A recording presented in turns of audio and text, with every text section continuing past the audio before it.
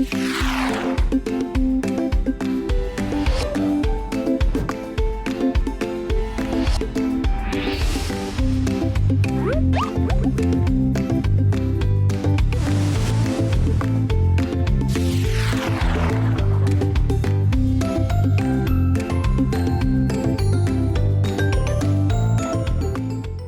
आपको याद होगा कि हमने कंटेंट राइटिंग के लेक्चर में डिस्कस किया था कि हमारा कंटेंट एसईओ ऑप्टिमाइज्ड होना चाहिए। तो हम कैसे चेक करेंगे कि हमारा कंटेंट या हमारा पेज एसईओ ऑप्टिमाइज्ड है या नहीं है? तो उसके लिए हम कुछ टूल्स का सहारा लेते हैं और उन टूल्स में वर्डप्रेस के कुछ प्लगइन्स भी शामिल हैं। तो वर्डप्रेस के जो 2 प्लगइन्स हैं बहुत ज़्यादा पॉपुलर हैं और उनमें से कोई एक प्लगइन हम यूज़ करेंगे अपने एसईओ को ऑप्टिमाइज़ करने के लिए। तो पहले नंबर पे है योस्ट। योस्ट एक बहुत ही पॉपुलर और बहुत पुराना और वाइडली यूज्ड एसईओ प्लगइन है वर्डप्रेस का, जो कि हमें बहुत सारे एसईओ के फीचर्स प्रोवाइड करता है और हमें ना सिर्फ कंटेंट की कुछ क्वालिटी और उसका एसईओ स्कोर बताता है, बल्कि रीडेबिलिटी स्कोर और बहुत सारे एसईओ के ऑप्शंस हमें प्रोवाइड करता है। सेकंड नंबर पे है रैंक मैथ। रैंक मैथ एक कंपैरेटिवली नया प्लगइन है, योस्ट के बाद आया, लेकिन ये बहुत हैंडी बन चुका है। अब बात याद रखने की ये है कि आपने इन दोनों में से कोई एक प्लगइन यूज़ करना है। दोनों प्लगइन्स एट अ टाइम आप यूज़ नहीं कर सकते और आई होप अगर आप ट्राई भी करेंगे यूज़ करने की तो आपको वार्निंग देगा कि आप कोई एक प्लगइन यूज़ करें या एक प्लगइन का डेटा अगर आप ऑलरेडी यूज़ करें तो माइग्रेट कर लें दूसरे प्लगइन पे। तो अभी हम जाके देखते हैं प्रैक्टिकली कि हमने किस तरह ये प्लगइन इंस्टॉल करना है और किस तरीके से उनसे मैक्सिमम बेनिफिट हासिल करना है। तो चलते हैं प्रैक्टिकल की तरफ। सो एसईओ का प्लगइन इंस्टॉल करने के लिए हमें अगेन वर्डप्रेस के एडमिन पैनल में आना पड़ेगा और वहाँ से प्लगइन्स के मेन्यू को सिलेक्ट करना पड़ेगा। यहाँ से इंस्टॉल्ड प्लगइन का जो पेज है वो ऑटोमेटिकली आपके सामने अपेयर हो जाएगा। अच्छा, ये जो 2 प्लगइन्स आपको नज़र आ रहे हैं जो कि अभी एक्टिवेट नहीं है, ये बाय डिफ़ॉल्ट वर्डप्रेस में ऐड होते हैं।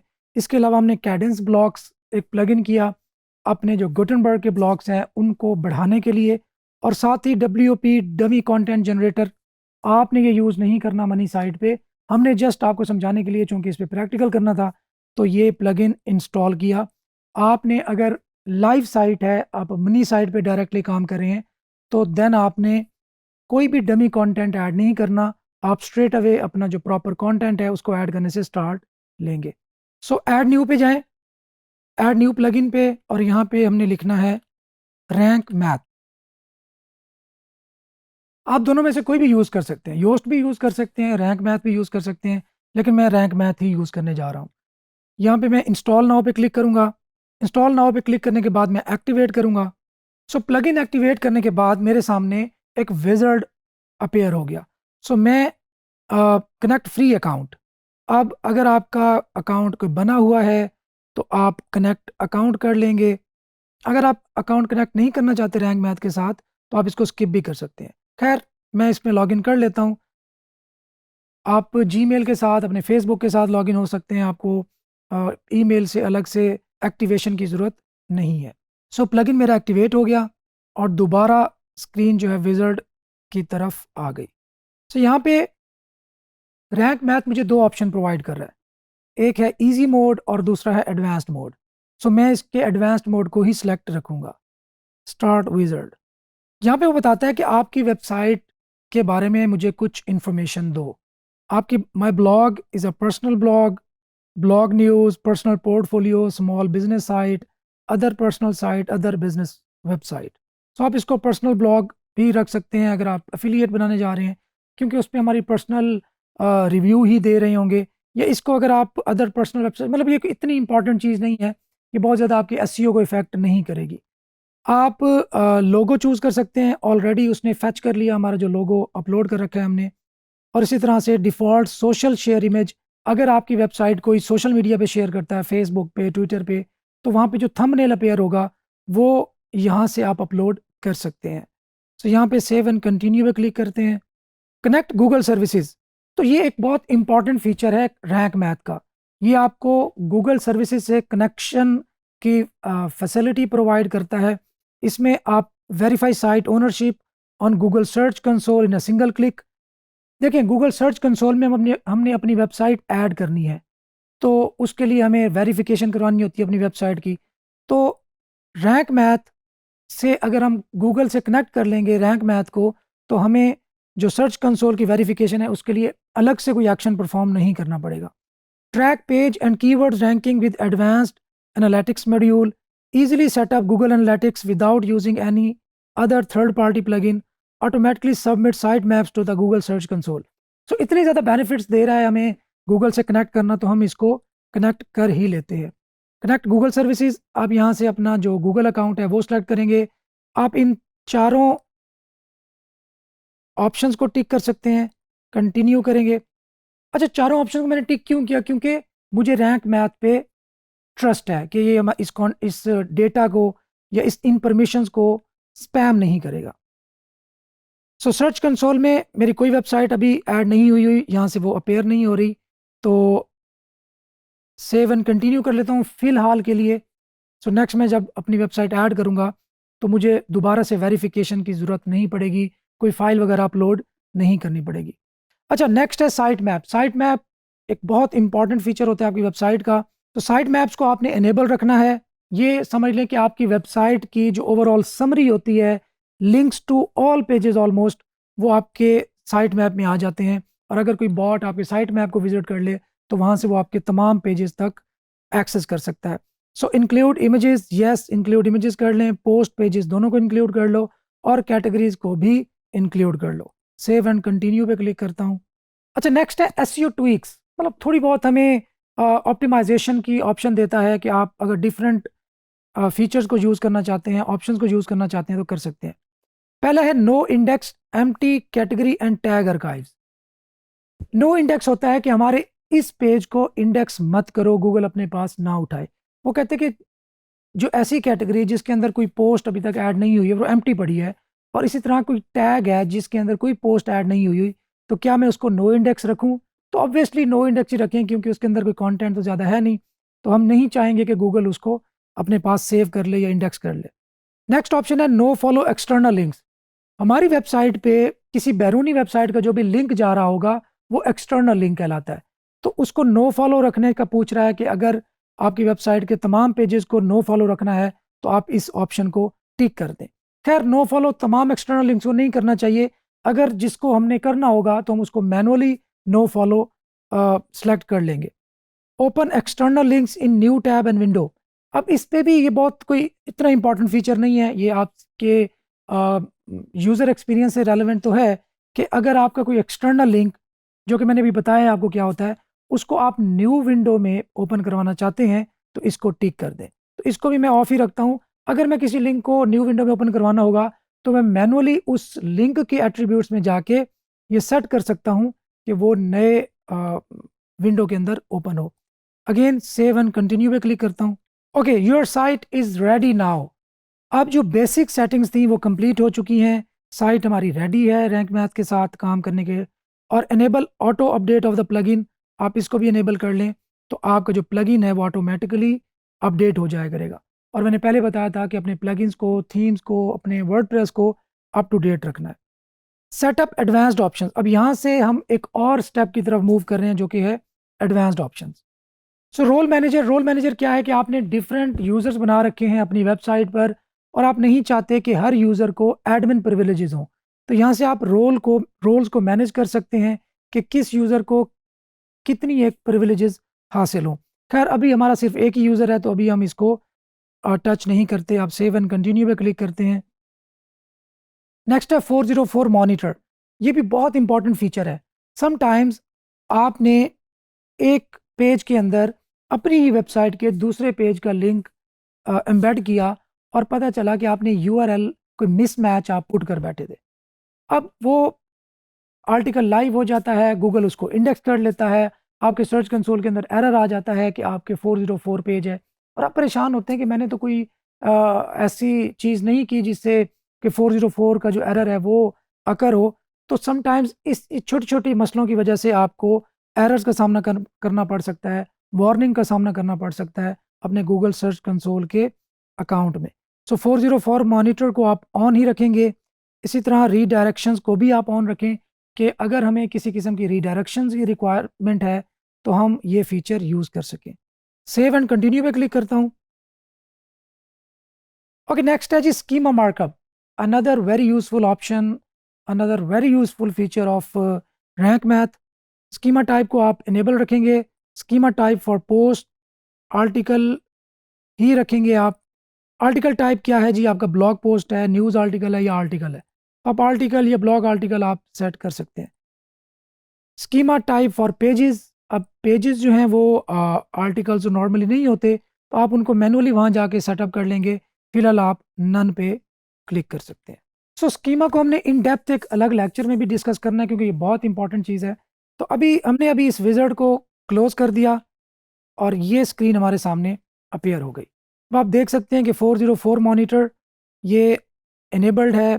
ACF एडवांस्ड कस्टम फील्ड्स का जो ऑप्शन है, अगर आप इसको इनेबल करना चाहते हैं, ये एक प्लगइन होता है जो रैंक मैथ के साथ अगर आप सिंक करना चाहते हैं तो आप इसको इनेबल कर देंगे। इस तरह AMP का ऑप्शन है, एनालिटिक्स का ऑप्शन है, BB प्रेस एक फोरम का प्लगइन होता है, वो आप यूज़ करना चाहते हैं, बड़ी प्रेस यूज़ करना चाहते हैं, तो ये चीज़ें आप यूज़ करना चाहते हैं तो उनको आप इनेबल कर लेंगे। अगर आपकी वेबसाइट में लोकल SEO या नॉलेज ग्राफ यूज़ हो रहा है तो आप इसको भी इनेबल कर सकते हैं। रीडायरेक्शंस को हम ऑलरेडी ऑन कर रख चुके हैं, स्ट्रक्चर डेटा को भी इनेबल रखना है, and all done.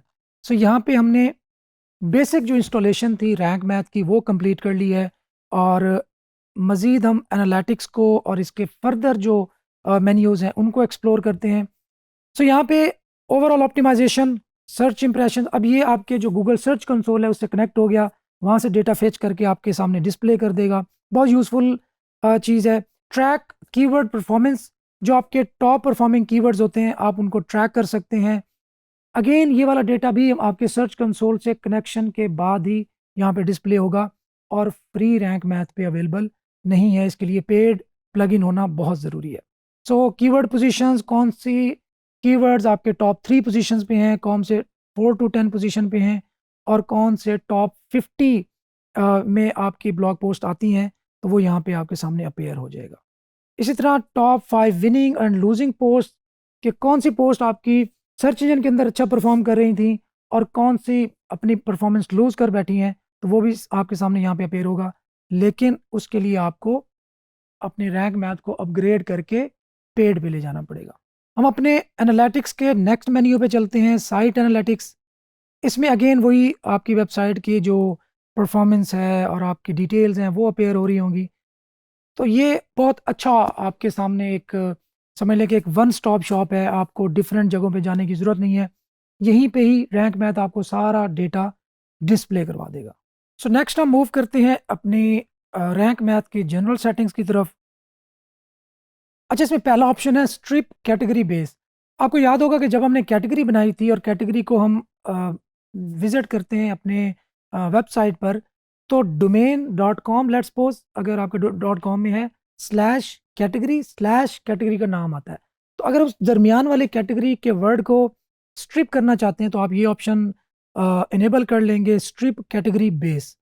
Redirect attachments, normally ये ओल्ड फैशन एक चीज़ है, अब भी ये बड़ा प्रॉब्लमेटिक हो सकती है कि आपके तमाम अटैचमेंट्स के एक नया पेज बन जाता था, और वो नया पेज गूगल को बहुत कंफ्यूज करता था कंटेंट के लिहाज से। तो रीडायरेक्ट अटैचमेंट, तो अटैचमेंट वाला जो पेज है वो आपके जो पेरेंट URL है उस पर रीडायरेक्ट हो जाएगा। अगेन वही सेटिंग्स आ गई जिनको हम डिस्कार्ड किया था अपने विज़ार्ड वाले ऑप्शन के अंदर। नेक्स्ट है ब्रेड क्रम। ब्रेड क्रम के बारे में आपको ऑलरेडी मैं बता चुका हूँ, इसको इनेबल ही कर लें, बेहतर है। सेव चेंजेस कर लेता हूँ। Web master tools, Google search console को आपने अगर यहाँ पे ऐड करना है तो आप इस तरीके से ऐड कर सकते हैं। हेडलेस CMS सपोर्ट थोड़ी टेक्निकल चीज़ है, हमसे रेलेवेंट नहीं है फ़िलहाल, तो हम इसको स्किप कर देते हैं। robo.txt को अगर आप एडिट करना चाहते हैं, इसी तरह .htxs को एडिट करना चाहते हैं, जो कि आपने नहीं करना वरना वेबसाइट ब्रेक भी हो सकती है। 404 पेजेस देखना चाहते हैं और उनकी सेटिंग करना चाहते हैं, अपना एनालिटिक्स की सेटिंग करना चाहते हैं, तो ये सारी चीज़ें आप यहाँ पे सेटअप कर सकते हैं। नेक्स्ट हैं जी titles and meta, another important points हैं। रोबोट्स मेटा को हमने इंडेक्स ही रखना है। इंडेक्स क्या मतलब है कि हमने गूगल को, सर्च इंजन की बात करता हूँ, मैं गूगल का नाम ले लेता हूँ, गूगल को हम अलाउ कर रहे हैं कि आप हमारी वेबसाइट विजिट कर सकते हो, बल्कि सजेस्ट कर रहे हैं अलाउ तो ये होता कि हम डिसअलाउ भी कर सकते, तो डिसअलाउ करते तो हैं लेकिन ऑनर करना आगे गूगल की अपनी मर्जी पे डिपेंड कर रहा होता है। सो यहाँ से आप इसको इंडेक्स ही रखेंगे। ये ऑप्शन हम ऑलरेडी देख चुके हैं। Capitalise title, automatically capitalise the first character of each word in the titles. वैसे इसको इनेबल रखें तो बेहतर है। अगर आप ये इनेबल नहीं रखते तो आपने इसका मैनुअली ख्याल रखना है कि टाइटल के अंदर आपके हर वर्ड का जो पहला करेक्टर है वो कैपिटल हो। तो save changes, done here. Local SEO, आप अगर आपकी वेबसाइट लोकली आप रैंक करना चाहते हैं तो आप लोकल एसईओ की सेटिंग्स को टच करेंगे। नेक्स्ट है सोशल मेटा। फेसबुक, अगर आपने पेज बना लिया हुआ अपनी वेबसाइट का, जो कि मैंने आपको कहा था कि आपने सेटअप करना है, तो उस पेज का यूआरएल आप यहाँ पे पेस्ट कर देंगे। अगर आप मज़ीद ऑथरशिप ऐड करना चाहते हैं, अथेंटिकेट करना चाहते हैं अपनी वेबसाइट को फेसबुक के साथ, तो आपको ये तमाम जो ऑप्शंस हैं इनको भी फिल करना पड़ेगा। नेक्स्ट हम होम पेज पे आते हैं। चूँकि वो कहता है कि आपने स्टैटिक पेज को as a home page set कर रखा है, जो कि हमने अपने प्रीवियस लेक्चर्स में किया था, तो अब आपको उस होम पेज को एडिट करना पड़ेगा उस पेज के टाइटल और डिस्क्रिप्शन वगैरह को एडिट करने के लिए। नेक्स्ट है ऑथर पेज। ऑथर आर्काइव्स को डिसेबल ही कर दें तो बेहतर है। Save changes. देखिए, हमने अपना कंटेंट ऑप्टिमाइज्ड रखना है। हम नहीं चाहते कि हमारा सेम कंटेंट जगह जगह जगह जगह अपने हमारी वेबसाइट पे फैला हुआ हो। वो कैटेगरी में भी शो हो रहा हो, वो टैग में भी शो हो रहा हो, वो किसी मंथली आर्काइव में भी शो हो रहा हो, वो डेट आर्काइव में भी शो हो रहा हो। तो ऐसा हम बिल्कुल नहीं चाहते, तो हम अपने ऑथर आर्काइव्स को डिसेबल ही रखेंगे। नेक्स्ट है मिसलेनियस पेजेस। डेट आर्काइव्स को भी हमने डिसेबल कर दिया। नो इंडेक्स सर्च रिजल्ट्स, इनको नो इंडेक्स ही करें, ये भी प्रॉब्लमेटिक हो सकते हैं। सर्च रिजल्ट से मुराद ये है कि आपकी वेबसाइट के जो इंटरनल सर्च बॉक्स है, अगर कोई उसको उसमें कुछ टाइप करता है और उसको एक सर्च रिजल्ट पेज मिलता है, तो क्या उसको इंडेक्स होना चाहिए, नहीं होना चाहिए, तो इसको नो इंडेक्स ही रखें।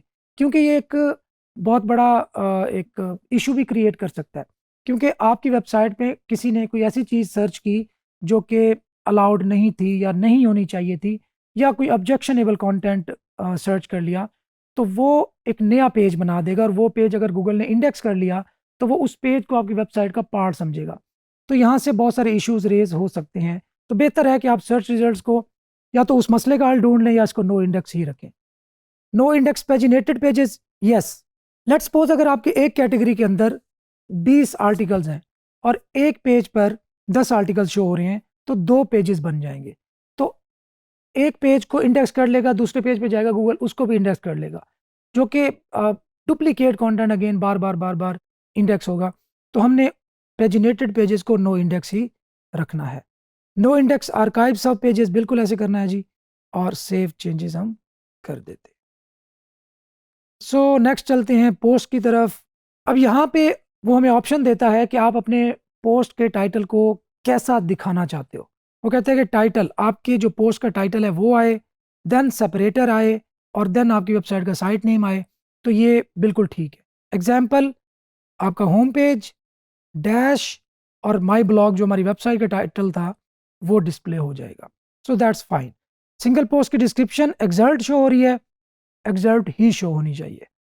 Schema type, article, headliner, SEO title, SEO description, link suggestions, primary taxonomy, Slack enhance sharing.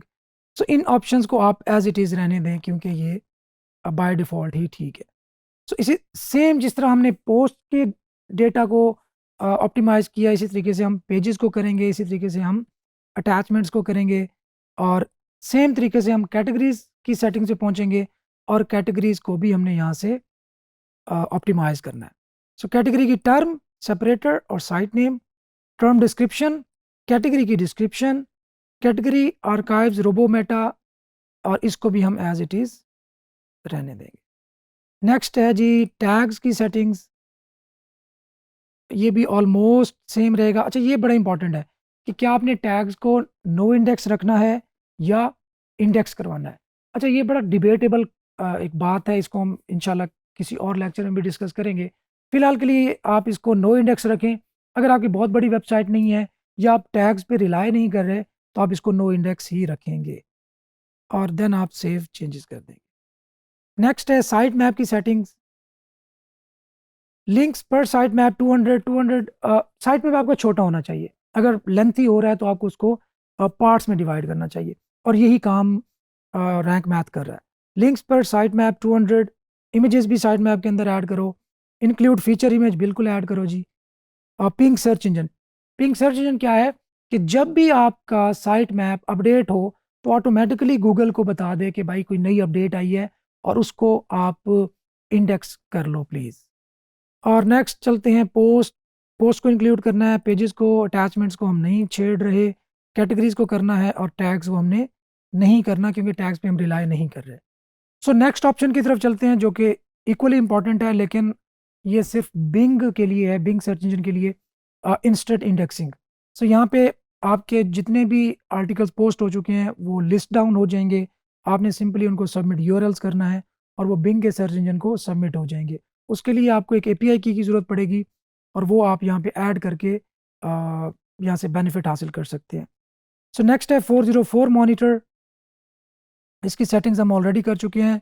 जो भी 404 यूआरएल्स होंगे वो यहाँ पे अपेयर हो जाएंगे, देन हम उनको फिक्स कर सकेंगे। रीडायरेक्शंस, अगर आप चाहते हैं कि अपनी एक पोस्ट को किसी दूसरे पोस्ट पर, एक यूआरएल को किसी दूसरे यूआरएल पे रीडायरेक्ट करना है तो वो यहाँ से आप परफॉर्म कर सकते हैं। Next, SEO analysis.